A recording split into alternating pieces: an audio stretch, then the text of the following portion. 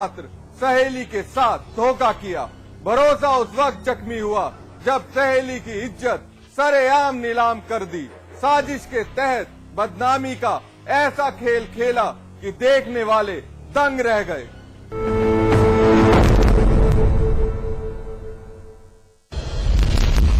बदनामी का एक एमएमएस, एक लड़की की सरेआम नीलाम कर दी इज्जत। लेकिन मजलूम का गुनहगार कोई मर्द नहीं बल्कि दगाबाज निकली एक सहेली।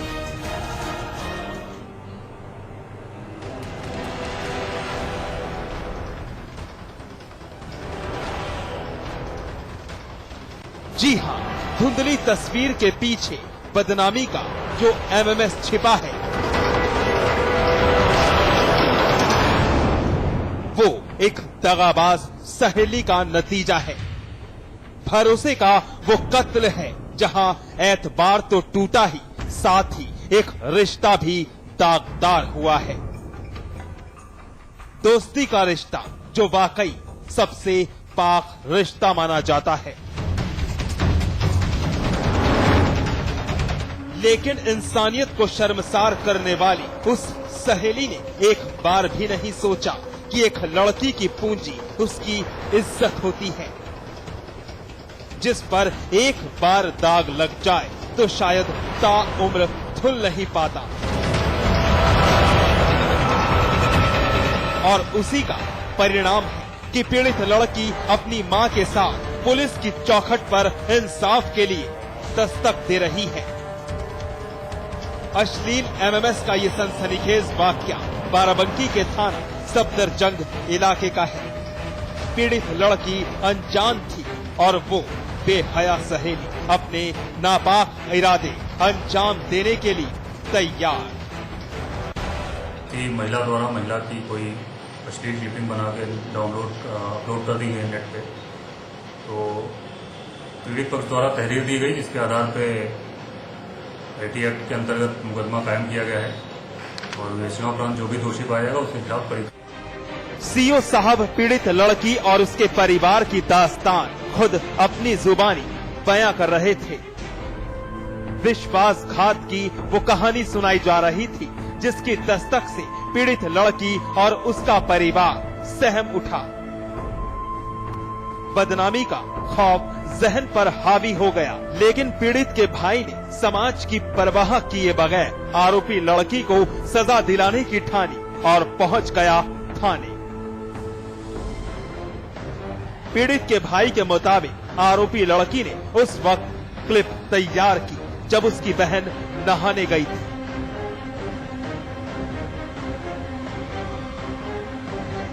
मोबाइल से अश्लील क्लिप बनाकर इंटरनेट के जरिए हर तरफ फैला दी गई। लेकिन बिल्ली के गले में घंटी कौन बांधे, ऐसी प्रथा थी। जब हमने उसको पकड़ के लिया है रोड पे तो पूरा गांव एक साथ हो गया और उसको थाने तक हम लेकर गए। हिम्मत न हारते हुए पीड़ित लड़की के भाई ने उस बेशर्म लड़की के कुछ और राज भी फाश किए, जिन्हें सुनकर आप भी शर्मिंदा हो जाएंगे, क्योंकि पीड़ित परिवार का बयान है कि आरोपी देह व्यापार से भी जुड़ी है। हमारे मोहल्ले में एक लड़की है और देह व्यापार करती है, मोहल्ले में पूरे गांव में बदनामी फैला रही है। पीड़ित लड़की का परिवार शर्म के बोझ के तले नजरें नहीं मिला पा रहा है।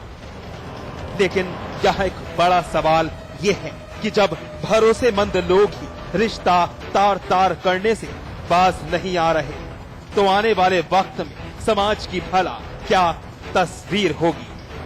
HR शुक्ला, बाराबंकी, समाचार प्लस।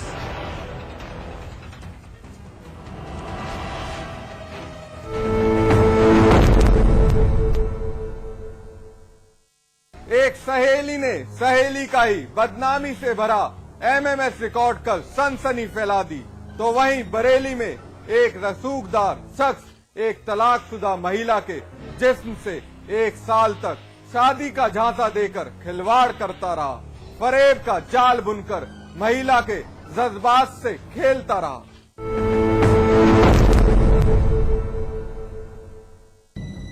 वो है एक छात्र नेता,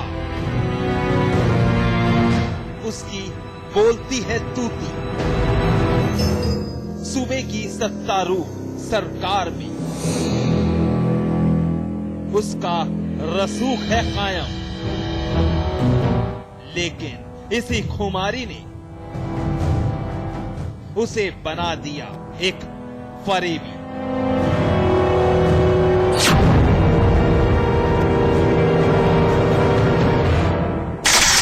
टीवी स्क्रीन पर दिख रही ये तस्वीर गौर से देख लीजिए। इस शख्स का नाम है विशाल यादव। बरेली के सिकलापुर का रहने वाला है, लेकिन इसकी एक और पहचान है, एक दबंग और रसूखदार छात्र नेता। बरेली की एमजीपी रुहेलखंड यूनिवर्सिटी के दबंग छात्र नेताओं में गिना जाने वाला एक नाम। सूबे की सत्तारूढ़ सरकार कई दिग्गज हस्तियों से मेल मिला, लेकिन विशाल अपने इसी रसूख की खुमारी में डूब गया और एक ऐसा जुर्म कर डाला जो बेहद शर्मनाक है, क्योंकि थाना सुभाष नगर के अंदर दुपट्टे से चेहरा ढक कर बैठी इस महिला ने विशाल पर लगाया है एक संगीन इल्जाम। महिला के मुताबिक विशाल 1 साल तक शादी का झांसा देकर इसके जिस्म से अपनी हवस की भूख मिटाता रहा, और जब महिला ने शादी का दबाव बनाया तो विशाल ने धुतकार दिया। लेकिन ये बार बार यही कहते थे, नहीं मैं कभी नहीं छोड़ूंगा, तुम मेरा भरोसा करो। फिर मेरी मम्मी से डायरेक्ट इन्होंने बात भी करी कि आंटी मैं कभी धोखा नहीं दूंगा, और मैं सब जानता हूँ उसके बारे में, मुझे कोई एतराज नहीं उसकी पिछली लाइफ से। ये 1 साल से मेरे साथ रह रहे हैं और सबसे यही कहते हैं कि मेरी बीवी है। मतलब जहाँ मैं रहती हूँ वहाँ भी कहते थे कि हमने शादी कर ली है। सुना कुछ एक तो पहले ही वक्त की सताई थी ये महिला, ऊपर से विशाल के फरेब ने तोड़ कर रख दिया, विश्वास छलनी छलनी कर दिया। 5 साल पहले पति से तलाक हुआ तो बच्चे भी थे। पहले पति से तलाक के बाद महिला बरेली के सिकलापुर इलाके में अपनी मां के साथ रहने लगी। पड़ोसी और छात्र नेता विशाल ने महिला की बेबसी का फायदा उठाया, मीठी मीठी बातों के जाल में फंसाया और फिर पति के तौर पर ही 1 साल तक महिला के साथ रहा, जिस्म से खिलवाड़ करता रहा, शादी का झांसा देता रहा। लेकिन इंतजार के इंतहा हो गई और विशाल की कहीं और शादी तय हुई तो महिला तड़प उठी।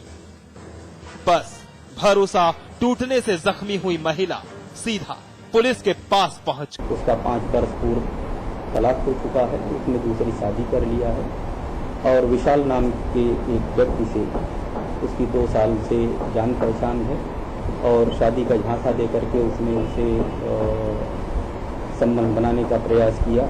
महिला टूट चुकी है, इंसाफ चाहती है, विशाल के खिलाफ कार्रवाई चाहती है, लेकिन इसका कहना है कि लगातार धमकियां मिल रही हैं, क्योंकि विशाल एक रसूखदार और दबंग छात्र नेता जो है। उन्होंने एंगेजमेंट कर ली तो मैंने हंगामा किया, तो उस बात पे अब मुझे धमका रहे हैं कि अगर तूने आवाज उठाई या कुछ भी किया तो तुझे मरवा दूंगा। ऐसे में सवाल है कि क्या पुलिस एक दबंग छात्र नेता की काली करतूत की सजा उसे दिलवाकर रहेगी? क्या महिला के साथ हुई ज्यादती का उसे इंसाफ मिलेगा, या फिर हमारी खाकी रसूख के आगे घुटने टेक देगी? अनूप मिश्रा, बरेली, समाचार plus.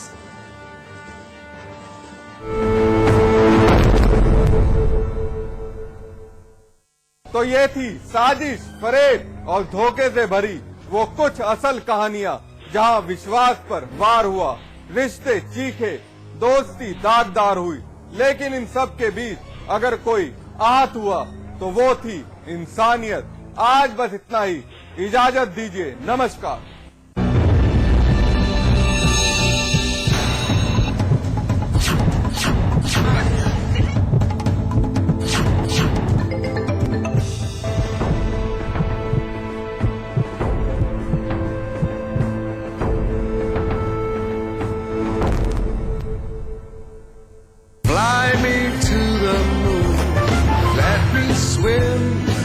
among the stars. You are what I see, all that I worship. Fly me. North Eye. Live closer to the moon. Supertech, yours for life. आज ली क्या? Interestingly,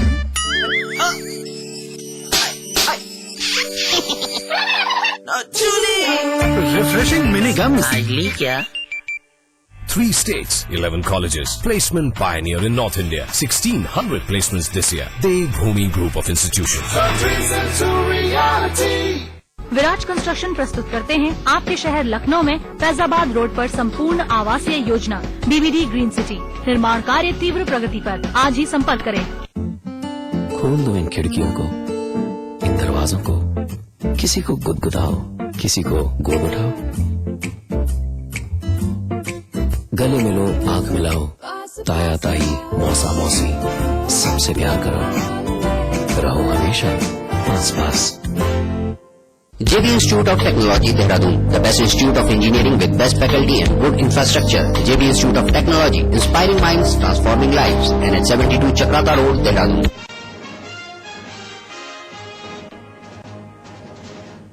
उत्तराखंड में भारी बारिश ने फिर बढ़ाई मुसीबत। राहत कार्यों में लगे 50 लोग फंसे। 2 दिन से नहीं उड़ान भर पा रहा है हेलीकॉप्टर।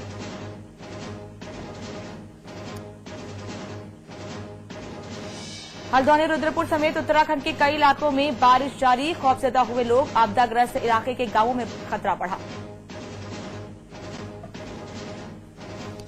सीएम विजय बहुगुणा का दावा, आपदाग्रस्त इलाकों में पहुंची राहत सामग्री। बहुगुणा ने मीडिया को दी नसीहत, खबर छापे जाने के पहले सरकार से लें जानकारी।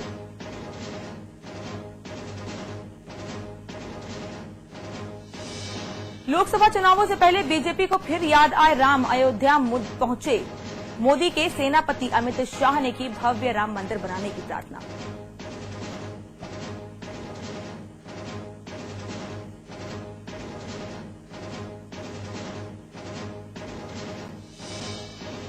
कम उम्र की लड़कियां मांगने के आरोप में फंसे यूपी के मंत्री राम बाबू यादव ने दी सफाई। दर्जा प्राप्त मंत्री कमलेश पाठक और पूर्व सपा नेता पर साजिश कर फंसाने का लगाया आरोप।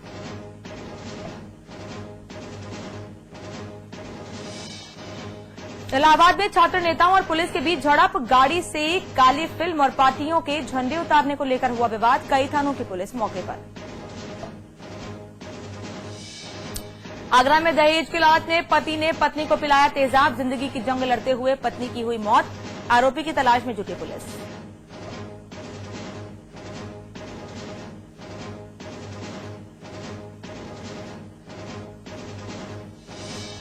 और ट्राई सीरीज में भारत की विराट जीत। कोहली ने खेली कप्तानी पारी। 102 रनों से हारा वेस्ट इंडीज। फाइनल में जगह बनाने के लिए अगला मैच भी जीतना जरूरी।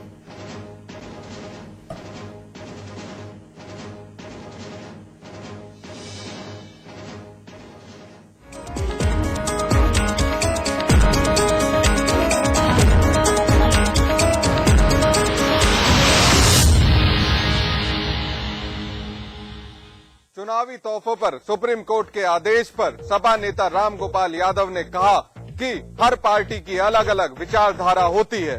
चुनावी घोषणा पत्रों में लैपटॉप और टीवी आदि बांटने के वादों पर सुप्रीम कोर्ट ने सख्त रुख अपनाया है। सुप्रीम कोर्ट ने कहा था कि घोषणाओं से चुनावी प्रक्रिया दूषित होती है। कोर्ट के आदेश के बाद सपा नेता राम गोपाल यादव का कहना है कि सभी पार्टियों की अपनी अलग अलग विचारधाराएं होती हैं।